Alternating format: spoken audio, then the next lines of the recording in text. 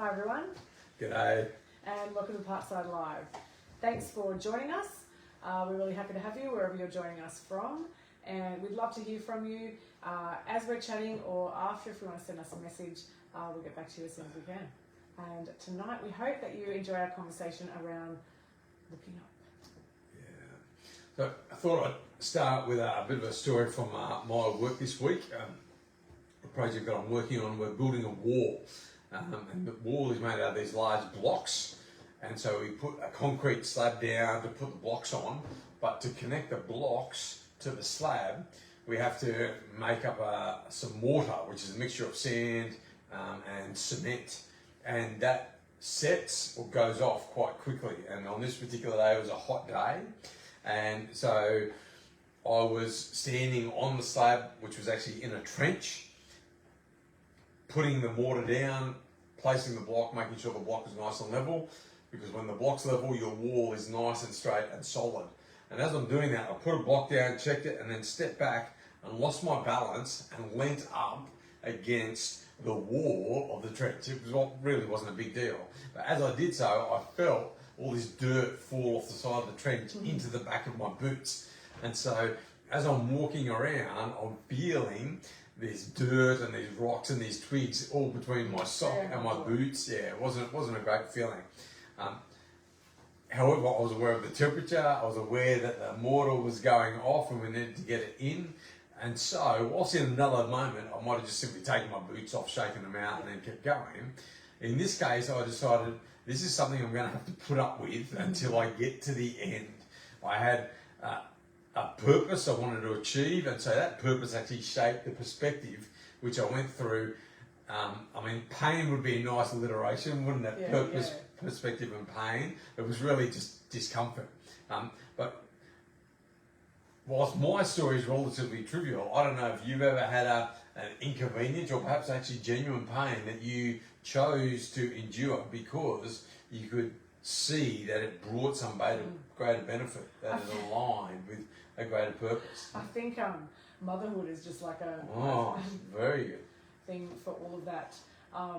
Anyway, you go through pain to receive the baby at the other end, yes. In childbirth, but also even, you endure sleepless nights when you would rather just stay in bed because you have to get up and feed a baby or change a baby or whatever, or you, in all the things that, if you're a parent, you know there's lots of things every day, but there are things that are uncomfortable, but you do them because you want to show love to your child, to take care of your child, or you want a child to grow up being someone who's going to contribute to society in a positive way. So sometimes the uncomfortable is trying to steer someone in the right way who doesn't necessarily want to go that way for, we always say, we're playing the long game. Mm-hmm. So, yeah. Yeah, and even for those of us who move in, if you're in a sporting community or you go to the gym, you'll be familiar with the saying, no pain, no gain. You've got to push your body to the point where it's uncomfortable if you actually want to see an improvement in your performance. So we know that. It's often, though, I think, in the details of life, that sometimes we can lose track of the bigger picture. Yeah. We can lose track of that purpose, and therefore things that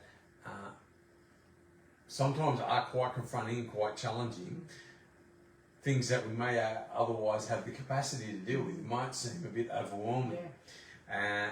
And if you're at a time in your year where you're looking at maybe going home for some holidays or reconnecting with some family, there may be quite a number of things that are overwhelming you.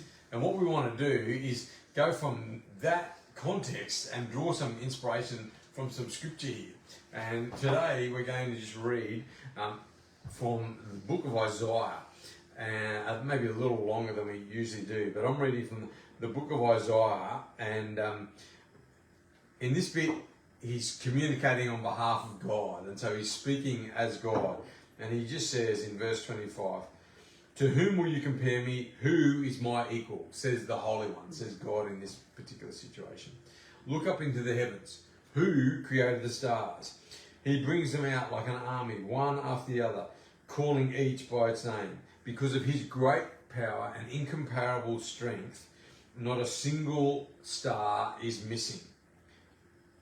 How can you say the Lord does not see your troubles? O Israel, how can you say that God ignores your rights? Have you never heard? Have you never understood? The Lord is the everlasting God, the creator of all the earth. He never grows weak or weary. No one can measure the depths of his understanding. He gives power to the weak and strength to the powerless. And even youths will become weak and tired, and young men will fall in exhaustion. But those who trust in the Lord will find new strength. They will soar on wings like eagles. They will run and not grow weary. They will walk and not grow faint. And so we've got, this is a message that's given to a particular group of people at a particular time in history. And most of actually the messages that I gave out were along the lines of, you're on the wrong track. Yeah. You need to change your mind. And here we see that he's speaking on the group of those people, and he makes these comments. He says right here, how can you say that God does not see my troubles? How can you say God ignores your rights? As we go through our lives, I think we can relate to that thought. Yeah. And whether or not you believe in God, I think we can relate to the idea, why don't people see what I'm going through? Can't you understand? Why doesn't anyone step into my troubles? And sometimes that comes from a place that is serious. You know, I don't know if you've ever felt like you're going through a difficult time and you felt like alone. Can you share that a little? Yeah, I think sometimes in parenting, like I just brought up, you can feel like you are, you're in the middle of the night, no one else is awake except you and that child. Yeah. You can feel like it. When I was sitting, getting chemo after being diagnosed with cancer, Yeah. not a lot of people can understand, and you ask the questions, why, and do you see? Yeah. Yeah. As we move through our everyday lives, that's a very relatable feeling. Perhaps you have lost someone that you care about. Perhaps even in that moment, you cried out to God and felt like there was no answer. And you can agree with this statement, why doesn't God see my troubles? Why doesn't God see what I deserve? It's a big thing and it's a natural response. And I want to just draw on what he says here, because he actually doesn't engage with the challenge at all. There is no promise that everything is going to be all right. No. There is no promise that there will be no pain. There's no promise even that you won't get tired or weary. But as we start to explore what can give us energy to get through those moments, sometimes there is this idea of self-will. I've just got to be strong. I've just got to be strong. Or sometimes we can just throw our hands up and say, I can't do it. I'm the victim here. Please help me. And yet what we see here is that there's a challenge to look up, to lift our eyes beyond our troubles, to lift our eyes to something beyond our circumstances. And you may be in the middle of a circumstance right now as you're watching this, and you hear those words, just lift your eyes, look beyond your circumstances. And for some of us, we can say, how? Like, this is so overwhelming.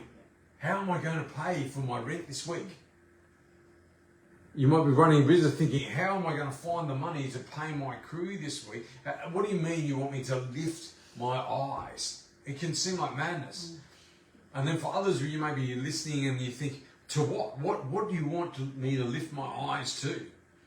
And I think that's the power in recognizing that there is someone greater than us, that there is something beyond just me in my life, that I don't necessarily have to be the strongest all the time. I mean, what we just read, it talks about a point in your life where you will grow weary, a point in your life where your strength, as small or as significant as it may be, will actually start to become faint. I've certainly been there. I've been in places physically where I feel like I cannot go on. Yep. Where you've been working through the night and you just feel your eyelids close and you can't go on. Where you've been labouring under financial strain and you think, I can't take this pressure anymore. For many of us, we are familiar with the experience of becoming weary. Yeah. We are familiar with the experience of having our strength beginning to fade. And there are others of us who just say, no, I will never. That will never be me. And that takes courage and strength.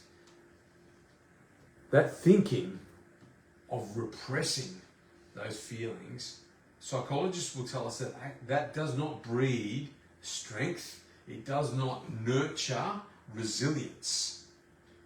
That if we keep all this pressure inside, it actually breeds a fragility. And all this load that we are carrying starts to leak out in different directions against people who often have very little to do with the stress that we are creating. That does not seem to me to be a good way to manage your life. And yet here we're presented with a different thing. We're presented with an invitation by, it says right here, the creator of the heavens and the earth. Who will you compare me to? We live in a world today where there are a lot of powers that we can give our lives to. The power of profit, the power of security. And yet, we see here just this simple act of lifting your eyes can make us aware of not even a being, but things beyond ourselves. I mean, you have a particular joyful habit when you go for a walk at night. I mean, what do you love to do when you go for a walk? I love to look up. I'm always looking for just the star formations, constellations. I often am looking for Orion's belt, which in the southern hemisphere we can see, and it looks like a saucepan, so I'm always saying to the girls, if I'm there with them, there's the saucepan. But I like just looking up, and often if I'm walking with anyone, they are walking ahead of me and wondering where I am, because I'm just looking up and staring, and I just want to take it all in. Yeah. And how does that make you feel when you're doing that? Different times, different things. Like I'm in awe often, because it just looks amazing. Like, we live in a space where there's still, there's still light, but we still get like wide open spaces, and I can see the stars, and it's just beautiful, and it's just awesome. And I just am amazed that the God who we're talking about in this verse, who flung those into space, like knows them by name and not one is missed. That's what this passage says. But also that he knows me and knows my name. And so in a world or in a place like that where we could feel really small and insignificant, there is something about God that instead of, even though he's big and put this universe together, there is something about him and the way that he lives and the way that he is in the world, that instead of making me feel tiny and worthless, it's just amazing how I feel seen. Yeah, that's how it makes me feel. Yeah. If you live in a brightly lit area, those same billions of stars are very difficult to see because we have the street lights shining down on us, making it difficult to see beyond them. If I remove myself from the city, I can even put my hand up and blot out a huge portion of the sky just with my hand. In either situation, the stars are still there, billions of kilometres away, a distance so great that I can't even begin to imagine. It's not that they go anywhere, but it's what's between me and them that stops me from seeing them. And that's why we're drawing strength tonight from this. Just lift your eyes. Get to a place where you can see not only the stars, which remind us that we are just one small part in a massive galaxy, but these stars that point to the one who put them there. And then the claim here is that this creator who put those stars in space is the one who will not weary, who will not grow faint. And that when we come to this point in our lives where we do grow weary, where we do grow faint, where we do feel like no one sees, where we do feel like no one cares, is at that point that this creator promises to step in and say, I will meet you there. There's a powerful word written here, and it talks about renewing. New strength it's about. The only way you can find new strength is to come to the end of the strength that you have. And for some of us, we pride ourselves on being the strong ones. I'm going to be strong and be strong and be strong. But that breeds fragility. That pressure starts to leak all these different directions through our lives, and we, instead of becoming fuller and more alive, become more hollow and thin. For others of us, it might be just the easy option to throw our hands in the air and say, I've come to the end, this is it, no one cares, I'm just going to sit back and do nothing. And neither is that the way to life. That is not the way to live a full life. It's not the way to develop and grow. And yet the invitation here is that the incomparable one, the creator of the universe, says, you will find me there at the end, at the end of your strength, at the end of your what you can achieve. And I will give you new strength and new life. And so our invitation tonight is to lift your eyes.